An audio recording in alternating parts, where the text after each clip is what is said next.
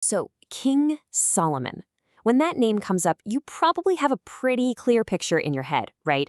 The wise old king from the Bible, famous for his fairness, his incredible wealth, and most of all, his just profound, almost supernatural wisdom. He's that legendary figure who could figure out any problem. Yeah, this is the Solomon we all think we know. The one who, when God offered him literally anything, asked for wisdom. He's the philosopher king, the moral compass, the man who wanted to get closer to the divine. But here's the thing. That's only half the story. Because there is a whole other legacy, a completely different tradition, attached to the very same name.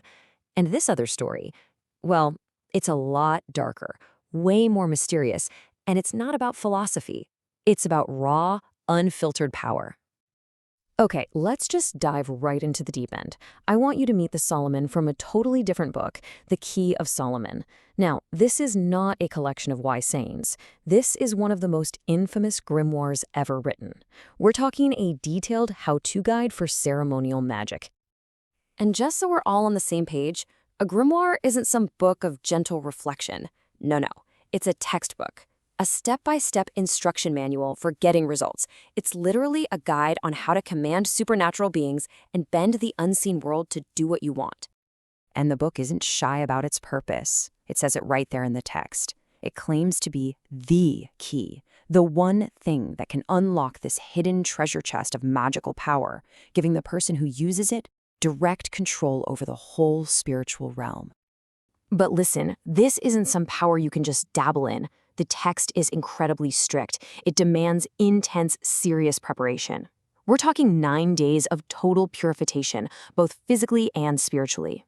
The magician has to become this perfectly clean vessel before they can even think about starting. It's a seriously demanding path. And this isn't just theory, it's incredibly practical, almost like a technical manual.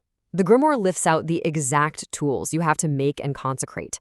Specific knives, wands made from specific wood, holy perfumes, and these powerful symbols called pentacles that are designed to force spirits to listen to you.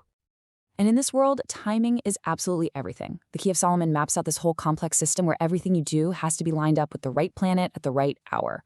So, on a Friday, under Venus, you might do a ritual to find a new friend. But on Saturday, under Saturn, you could use magic for something much darker, like causing arguments and hate. It's a system built for totally opposite outcomes. Okay, deep breath. Let's do a complete 180 now. Let's turn to that other book, The Wisdom of Solomon, because it could not be more different. This text has absolutely nothing to do with spells or controlling spirits. This is all about deep moral philosophy. You see, the main figure in this book isn't some demon you need to bind. It's this beautiful, divine, personified being called Lady Wisdom. She's described as being like a breath of God's own power, a pure reflection of his goodness. You don't command her. You try to live your life in a way that's worthy of her. And the goals here are completely internal. Instead of trying to get power over the outside world, the whole point is to achieve righteousness, to master yourself, to become a friend of God. The big prize isn't earthly control. It's the salvation and immortality of your own soul. It's the exact opposite of the grimoire. This book basically sets up life as this epic moral choice between two paths. You've got the ungodly, who think life is short and pointless, so they figure might makes right. And then you have the righteous, who believe in a soul that lives forever and in a divine justice that's bigger than anything here on earth. So here we are. We've got two profoundly different books, two completely opposite philosophies on how to get knowledge, and they're both attached to the very same legendary king. So what is going on here? How is that even possible? I mean, this chart just lays it all out, doesn't it? The Key of Solomon is all about getting external power. Use rituals to force spirits to give you control over the world. But the Wisdom of Solomon is about internal virtue. Use prayer and contemplation to save your own soul. One path is about commanding, the other is about understanding. And that right there, that's the central mystery. How could one single person, famous for his wisdom, be the origin point for two traditions that are so completely fundamentally at war with each other? It just feels like a crazy contradiction. Well, the answer, the real key to this whole puzzle, is in a word you might not have heard before: pseudo-apocrypha. Now, this was a common practice back in the ancient world, but it wasn't about forgery or trying to trick people.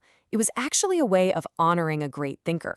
It was like saying, this work is so important, it belongs in the tradition of this legendary person. It was a claim of heritage, not a lie about who wrote it. So how does this idea solve the Solomon paradox for us? Well, it completely reframes the question. We're not actually looking at the work of a single man. We're looking at the legacy of a single powerful idea. You see, Solomon's reputation for wisdom just grew and grew over the centuries until it became something huge, something legendary. His name stopped being just the name of a king and became a symbol, a kind of brand name for ultimate knowledge itself. He was the guy you went to for all things hidden and profound. And that brand was big enough to mean different things to different people. For the philosophers and theologians, Solomon's wisdom meant getting closer to God through a moral life, so they wrote their books in that style and put his name on it. But for the magicians, Solomon's wisdom meant knowing the secret formulas to control spirits.